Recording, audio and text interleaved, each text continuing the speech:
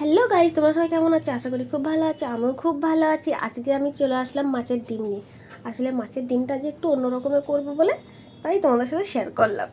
এই যে মাছের ডিমের মধ্যে আলু সেদ্ধ দিলাম, কাঁচা লঙ্কা, পেঁয়াজ আর আলু সেদ্ধ দিয়ে লবণ, হলুদ, লঙ্কার গুঁড়ো, জিরে গুঁড়ো দিয়ে ওটা ভালো করে মাখালাম। মাখিয়ে নেওয়ার পর এদিকে তেল গরম হয়ে গেছে, তেল গরমের মধ্যে ডিম ছেড়ে দিলাম।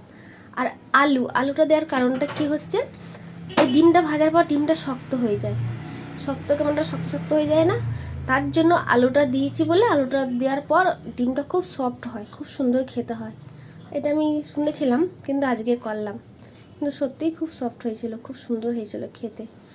আর শক্ত হয়ে যায়নি, নরম হয়েই ছিল ডিমগুলো। তো চলো, ডিমগুলো ভাজা হয়ে গেল। ভাজা নেওয়ার পর আমি একটা মশলা তৈরি করব।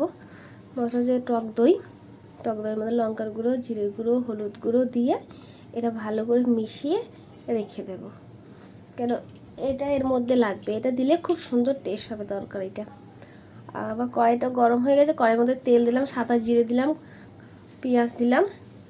এবার দিয়ে দেবো আলু, দিয়ে পেঁয়াজটা আর আলুটা একসাথে লাল হবে। আর ওই যে ডিম ভেজে রেখে দিয়েছিলাম না, ওই ডিমের তেলটা এর মধ্যে দিয়ে দিলাম। তখন অল্প তেলে ফোড়ন দিয়েছি, আর ওইটা তেলটা দিয়ে দিলাম, এর মধ্যে অনেকটা তেল হয়ে গেলো। এবার আদা আর রসুন বাটা দিয়ে দিলাম। আদা রসুন বাটা দেওয়ার পর ওই যে টক দইটা যে মিশিয়ে রেখেছিলাম মশলা দিয়ে, ওইটা দিয়ে দিলাম। ওইটা দেওয়ার পর কষিয়ে এই ডিমগুলো দিয়ে কষিয়ে জল দিয়ে দেবো। আর তোমাদের বলছি, একবার তোমরা এই রান্নাটা করে খেয়ে দেখো। যাদের ডিম খেতে ভালো লাগে না তারাও ডিমটা খেতে পছন্দ করবে, যারা ডিম খেতে নাক ছিটকায় তারাও খাবে।